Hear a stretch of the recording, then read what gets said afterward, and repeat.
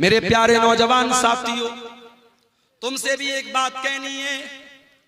नौजवानी बड़ी खतरनाक उम्र होती है। शैतान सबसे ज्यादा अगर किसी उम्र के अंदर इंसान को बहकाता है तो जवानी में बहकाता है। जितना गुना इंसान जवानी में कर लेगा बुढ़ापे में नहीं कर पाएगा।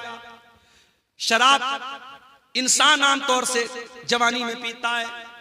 जिनाकारी के अड्डे आमतौर से जवानी में आबाद होते हैं। टाइम का गलत इस्तेमाल आमतौर से जवानी में इंसान करता है। जब इंसान 50 साल का हो जाता है, 60 साल का हो जाता है, तो ऑटोमेटिक उसको ये एहसास हो जाता है अब तो मरने वाला हूं, अब तो कब्र में जाने वाला हूं। तब तो इंसान ऑटोमेटिक सुधर जाता है। असल जो सुधरने की उम्र है वो तो जवानी की उम्र है। जो तौबा करने की उम्र है, जो अल्लाह से माफी मांगने की उम्र है, माफ करना, वो 20 से 40 साल के बीच की उम्र है। फारसी का एक शायर कहता है, दर जवानी तौबा करदन शेवे पैगंबरी वक्त पीरी गुर्गे जालिम नीशवत परहेजगार। जवानी में तौबा करना नबियों का तरीका है। बुढ़ापे में तो भेड़िया भी शरीफ बन जाता है। जब पेट में आंत नहीं, मुंह में दांत नहीं, तब शरीफ बन गए तो कौन सा कमाल किया। मेरे प्यारे नौजवान साथियों, आज अपनी जवानी का गलत इस्तेमाल करने के पहले सोच लेना कि अल्लाह ताला क्या इसका हिसाब देना पड़ेगा। गुनाह की लज्जत तो आज मिल जाएगी, गुनाह का मजा तो मिल जाएगा, मगर इस गुनाह के बाद इसका जो असर तुम्हारी जिंदगी पर पड़ेगा, जो पछतावा तुम्हें होगा, उस पछतावे के बाद तुम्हारे सामने कोई रास्ता नहीं होगा। इसलिए कि मेरे नौजवान भाइयों, इस बात की कोई गारंटी नहीं है कि आज आप नौजवान हैं, कल आप बुढ़ापे तक जिंदा रहेंगे। क्या गारंटी?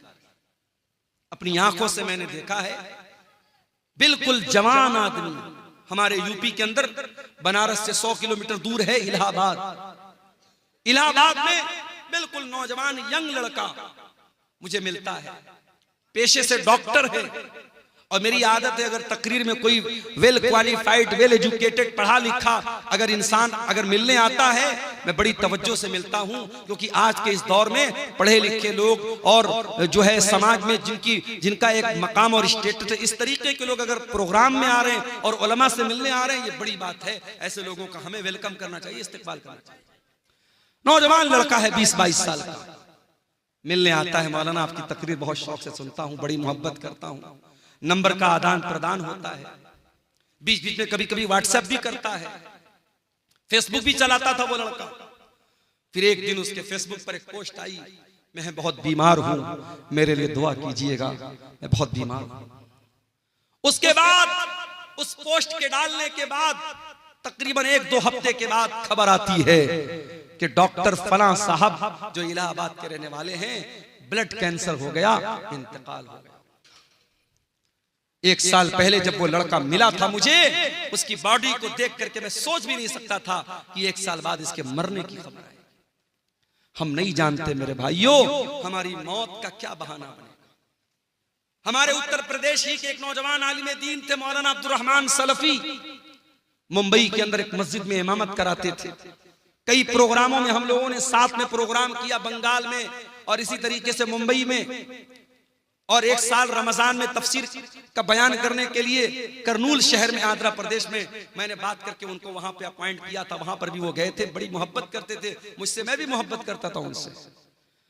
एक प्रोग्राम में मुंबई से पूना जाते हैं और पूना का प्रोग्राम करके, चूंकि मस्जिद की इमामत कहते दुनिया की सबसे टफ ड्यूटी होती है मस्जिद की इमामत। दुनिया की और ड्यूटी में 8 घंटा ड्यूटी करना है, 10 घंटा ड्यूटी करना है, 12 घंटा ड्यूटी करना है, मगर मस्जिद के इमाम को 24 घंटे ड्यूटी करना है। फजर की नमाज में सारा मोहल्ला ना आए, कोई मसला नहीं है, मौलवी साहब क्यों नहीं आए, मौलवी साहब क्यों नहीं आए। मौलवी साहब शादीशुदा हैं, बीवी के साथ रहते हैं, हो सकता है नापाक हुए हो, तबीयत ठीक ना रही हो, रात में नहाने का मौका ना मिला हो, पानी गर्म करने का मौका ना मिला हो, कोई भी वजह रही हो, नहीं साहब, इमाम साहब की तनख्वाह काटी जाएगी, फजर की नमाज में क्यों नहीं आए। ये आज क्या हो रहा है? मैं समझ रहा हूं बारिश का मौसम है, धीरे धीरे यहाँ बारिश की बूंदें हमारे यूट्यूबर हजरात के मोबाइलों पर भी छू रही है। बहुत लंबा टाइम नहीं लूंगा आपसे, कुछ देर और सब्र कर लीजिए। कुरान और हदीस की बातें हैं, इंशाअल्लाह फायदा होगा। मेरे भाइयों, आज सबसे टफ ड्यूटी अगर किसी की है तो इमाम की ड्यूटी है। मौलाना अब्दुल रहमान सलफी बिल्कुल यंग एज के 2 छोटे छोटे बच्चों के बाप हैं। मैं उनके गांव में भी गया हूं, उत्तर प्रदेश में सिद्धार्थनगर में उनका गांव है। पूना में प्रोग्राम हुआ, रात ही में उनको मुंबई वापस आना है क्योंकि फजर की नमाज भी उनको पढ़ाना है। वहां मुंबई और पूना के बीच में टैक्सी चलती है और बड़ी स्पीड में वो टैक्सी वाले चलाते हैं क्योंकि उनको रात में जल्दी जल्दी मुंबई से पूना, पूना से मुंबई करना रहता है, ज्यादा पैसा कमाना रहता है। ड्राइवर ने बेहिसाब गाड़ी चलाई, बड़ी स्पीड में गाड़ी चल रही थी, 100-150 की स्पीड में गाड़ी चल रही थी। एक जगह रास्ते में जो डिवाइडर होता है, उस डिवाइडर में ले जाके ड्राइवर ने पूरी स्पीड में गाड़ी ठोक दी। गाड़ी के अंदर 10 लोगों में से 7 लोग ऑन द स्पॉट इंतकाल कर गए। मौलाना अब्दुल रहमान सलफी, अल्लाह रहमत मगफरत फरमाए, ऑन द स्पॉट उनका इंतकाल हो गया, पूरा सर पिचक गया और बड़ी मजलूमाना तरीके से उनकी मौत हो गई। क्या वो पूना जाने के पहले उन्होंने सोचा था कि मेरे साथ ऐसा हो जाएगा? हम नहीं जानते मेरे भाई, कौन सा एक्सीडेंट, कौन सी बीमारी, कौन सा बहाना हमारी जिंदगी की सांसों की डोर को खत्म कर देगा, हमारा दिल धड़कना बंद हो जाएगा। मेरे भाइयों, जिंदगी का नाजायज इस्तेमाल मत करो, जवानी की इन घड़ियों का मिसयूज मत करो। इस जवानी में गलत काम करके अगर अल्लाह के चले गए बगैर तौबा किए तो पछताना पड़ेगा मेरे भाई। अनतकूल नफ्सुन या हसरता अला मा फर्रतु फी जंबिल्लाह। ऐ मेरे बंदो, अल्लाह से तौबा कर लो, माफी मांग लो, सुधर जाओ। इसके पहले के कयामत के दिन तुमको कहना पड़े कि हाय हमारी बर्बादी, काश मैंने ये लापरवाही न की होती। व इन कुन्तु लमिनस साखिरीन, काश मैंने अल्लाह के दीन का मजाक न उड़ाया होता, काश मैं भी दीन पर चलता, मैं अल्लाह के रास्ते पर चलता। मेरे भाइयों, कभी बर्फ बेचने वाले को आपने देखा होगा। बर्फ बेचने वाला जितना जल्दी पॉसिबल हो बर्फ बेच के निकल जाना चाहता है, क्योंकि जितनी तेजी से उसकी बर्फ पिघलेगी उसका पैसा बर्बाद हो जाएगा। एक आदमी मार्केट में बर्फ बेच रहा था, सुबह से दोपहर हो गई, थोड़ी सी उसकी बर्फ बिकी थी और बड़ी तेजी से दिन गुजर रहा है और बर्फ उसकी पिघलती चली जा रही है। एक आदमी ने देखा कि वो बर्फ बेचने वाला जब दोपहर हो गई और बर्फ नहीं बिक रही है तो वो चिल्लाने लगा और कहने लगा कि ऐ लोगो, इसके पहले कि मेरा कैपिटल खत्म हो जाए, मेरी पूंजी खत्म हो जाए, मेरा सरमाया खत्म हो जाए, मेरी बर्फ को खरीद लो, मेरा बर्फ खरीद लो, इससे पहले कि मैं लुट जाऊं, मैं बर्बाद हो जाऊं। वो आदमी कहता है, उस बर्फ बेचने वाले को जब मैंने देखा तब मुझे कुरान की इस आयत का मतलब समझ में आया, वल अस्र इन्नल इंसान लफी खुस्र। कसम है जमाने की, बेशक इंसान बहुत बड़े घाटे में है। जो इंसान अपने टाइम की कदर न करे, अपने समय की कदर न करे, अपनी जवानी की कदर न करे, अपने टाइम का सही इस्तेमाल न करे, उससे बड़ा खसारे में और उससे बड़ा नुकसान उठाने वाला मेरे भाइयों कोई नहीं है। आज हमारे नौजवान साथियों को इस पर भी गौर करने की जरूरत है कि आप अपनी जवानी को कहां गुजारें।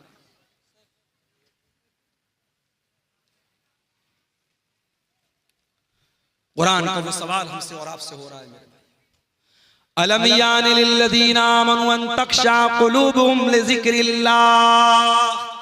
क्या ईमान वालों के लिए अभी वो समय नहीं आया कि अल्लाह का कलाम सुन करके उनके दिल पिघल जाएं, नरम पड़ जाएं। आज हमारे दिल इतने कठोर हो चुके हैं, मुर्दे को दफनाने के लिए कब्रिस्तान में लेकर के जाते हैं, अपने हाथों से कफनाते हैं, दफनाते हैं, मिट्टी देते हैं, फिर भी हमको ये एहसास नहीं होता कि एक दिन हमारे साथ यही होने वाला है। मेरे प्यारे भाइयों, आज बंद कमरे में लाइट को बंद कर दिया जाए, पंखा बंद कर दिया जाए, कमरा बंद कर दिया जाए, चारों तरफ से पैक कर दिया जाए और उस कमरे में हमको रखा जाए, हमारा दम घुटने लगेगा, हम बेचैन हो जाएंगे। ओ लोगों, जरा तसव्वुर करो, जरा गौर करो, कब्र के अंदर जब आप जाएंगे मेरे भाइयों, हम और आप जाएंगे, उस कब्र के अंदर हमें रखा जाएगा और मिट्टी डाल करके लोग चले जाएंगे। न वहां कोई लाइट होगी, न वहां कोई एसी होगा, न वहां कोई कूलर होगा, न वहां कोई पंखा होगा। वहां अगर एसी और कूलर और रोशनी मिलेगी, हमारे ईमान की बदौलत मिलेगी, हमारी नेकियों की बदौलत मिलेगी। मेरे भाइयों, दुनिया में एसी बहुत लगवाया आपने, दुनिया में पंखा बहुत लगवाया आपने, दुनिया में लाइटिंग बहुत लगवाई आपने, कब्र में वो लाइटिंग कैसे मिलेगी? जरा इस पर भी गौर करो मेरे प्यारे साथियों। आज दिल की कठोरता का ये हाल है, दिल की सख्ती का ये हाल है कि कब्रिस्तान में मुर्दे को दफनाने के टाइम भी हमारी आंखों से ना आंसू बहता है, ना हमारे दिल पर कोई असर पड़ता है। अल्लाह के प्यारे नबी एक अंसारी सहाबी के जनाजे में जाते हैं, जनाजे को कब्र में उतारा जा रहा है, लाश को कब्र में उतारा जा रहा है, और अल्लाह के प्यारे नबी कब्र की एक साइड में बैठे हुए हैं और आपके आसपास सहाबा भी बैठे हुए हैं।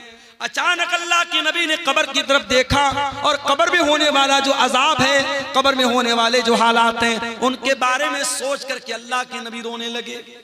इतना रोए, इतना रोए, हदीस के अल्फाज हत्ता बल्ल सरा, आपके आंसुओं से वो उस जगह की जमीन भीग गई, वहां की मिट्टी भीग गई, और आपने उस कब्र की तरफ इशारा करके फरमाया लिमिस्लि हाज़ा फ़अइदू या इख़वानी, ऐ मेरे सहाबा इस कब्र की तैयारी करो, यहाँ तुमको जाना है, इस कब्र में तुमको जाना है, यहाँ तुमको हिसाब देना है, तैयारी करना है तो इस कब्र की तैयारी करो। मेरे प्यारे साथियों, आज हालात ये हैं, मैं आपके कटिहार का हाल नहीं जानता, मैं आपके पूर्णिया अररिया का हाल नहीं जानता, मगर बनारस के कब्रिस्तानों में मैंने देखा कि बहुत सारे नौजवान कब्रिस्तान पे बैठकर जुआ खेलते हैं, बहुत सारे नौजवान कब्रिस्तान पे बैठ के शराब पीते हैं, बहुत सारे नौजवान मोबाइल पर गंदी वीडियो देखते हैं। यानी जहां हमारे मुर्दे दफन हैं, जहां अपने अपने अमल के हिसाब से कब्र में उनके साथ मामला हो रहा है, उस कब्रिस्तान में बैठ करके भी आज इंसान अल्लाह को याद नहीं करता है, मौत को याद नहीं करता है।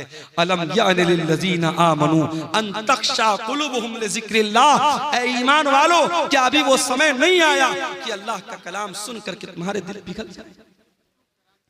उस्मान गनी को देखो मेरे प्यारे साथियों, क्या हुआ? थोड़ा धीरे धीरे बात करें। उस्मान गनी कौन है? नबी के दामाद हैं, नबी के दोहरे दामाद हैं, नबी की दो बेटियां इनके निकाह में आई हैं। उस्मान गनी वो उस्मान है, हर मौके पर अल्लाह के दीन के लिए, मस्जिद के लिए, नबी के मदरसे के लिए, नबी के सहाबा को पानी पिलाने के लिए, इस्लाम की राह में लुटाने के लिए उस्मान गनी अपनी दौलत का मुंह खोल देते हैं। उस्मान गनी ने कभी अपने कदम को पीछे नहीं रखा। वो उस्मान गनी जिनका नाम लेकर के नबी ने कहा था मा ज़र्रा उस्मान मा अमिल बादल यौम क़त्तो, उस्मान ने इतना अल्लाह की राह में दे दिया है, उस्मान का कोई गुनाह भी उसका कुछ बिगाड़ नहीं सकता है। वो उस्मान गनी जब कब्रिस्तान से गुजरते थे, ज़ारो कतार रोने लगते थे। किसी ने पूछा क्या है उस्मान, क्या बात है? जन्नत की बात आती है तो आप नहीं रोते हैं, जहन्नम की बात आती है तो आप नहीं रोते हैं, कब्रिस्तान को देख करके क्यों रोने लगते हैं? उस्मान गनी कहते हैं, ओ लोगो, मैंने अपने प्यारे नबी को ये फरमाते हुए सुना है, इन्नल कब्र अव्वलु मंजिल मिन मनाजिलिल आखिरह, ये कब्र आखिरत की पहली सीढ़ी है, कब्र आखिरत की पहली मंजिल है। जिसने इस मंजिल को पार कर लिया उसके लिए आगे की मंजिल आसान है। ऐ लोगों, जब मैं कब्र को देखता हूं मुझे अपनी आखिरत याद आ जाती है और मैं अपने आंसुओं पर कंट्रोल नहीं कर पाता। आज हमें और आपको क्या कब्रिस्तान पे जाके मौत याद आती है? नहीं याद आती। आज तो कब्रिस्तान और कब्र पर भी आज मेला लगता है। आपको यकीन ना आए, मुंबई की हाजी अली की दरगाह पे जाके आप देख लें, यकीन ना आए लखनऊ की देवा की दरगाह पे आप जाके देख लें, यकीन ना आए अंबेडकर नगर बसखारी में कछौचा की दरगाह पे आप जाके देख लें, यकीन ना आए अजमेर में ख्वाजा मोइनुद्दीन चिश्ती अजमेरी की दरगाह पे जाके देख लें। वहां आपको लड़कियां भी नजर आएंगी, लड़के भी नजर आएंगे, शिर्क भी हो रहा है, नजरों का गुनाह भी हो रहा है, बदचलनी और बेहयाई भी हो रही है। आज कब्र पे जाके मौत किसको याद आती है? मेरे प्यारे साथियों, कुरान का सवाल बरकरार है, अलम यानि लिल्लज़ीना आमनू अन तख्शा कुलूबुहुम लिज़िक्रिल्लाह, ऐ ईमान वालों, क्या अभी वो समय नहीं आया कि अल्लाह का कलाम सुन करके तुम्हारे दिल पिघल जाए? आज हमारी रातें गुनाहों में गुजरती हैं। हमारे नबी रातों को रोया करते थे तहज्जुद की नमाज में आप रोते थे और एक दिन आप तहज्जुद की नमाज के लिए उठते हैं और फजर की अजान तक आप रोते रहते हैं। और जब हजरत बिलाल आकर के पूछते हैं ऐ अल्लाह के नबी आप इतना क्यों रोते हैं, तो अल्लाह के नबी कहते हैं कि ऐ बिलाल, आज की रात मेरे ऊपर कुरान की ऐसी आयत उतरी है कि इस आयत पर जो गौर करे और जो इस आयत को पढ़े और गौर न करे उसके लिए बर्बादी है। कौन सी आयत थी? सूरह आल इमरान की आयत थी, इन्न फी खल्क़िस समावाति वल अर्दि वख्तिलाफिल लैलि वन नहारी लआयातिल लिउलिल अलबाब। बेशक उन लोगों जमीन व आसमान की तख्लीक के अंदर और रात और दिन के आने जाने के अंदर गौर करने वालों के लिए, अक्लमंद लोगों के लिए निशानियां हैं। इन तमाम कायनात के अंदर जो गौर करता है वो अक्लमंद है, और उस अक्लमंद इंसान की पहचान क्या है? वो अल्लाह को याद करता है, वो उठते बैठते लेटते जागते अल्लाह को याद करता है।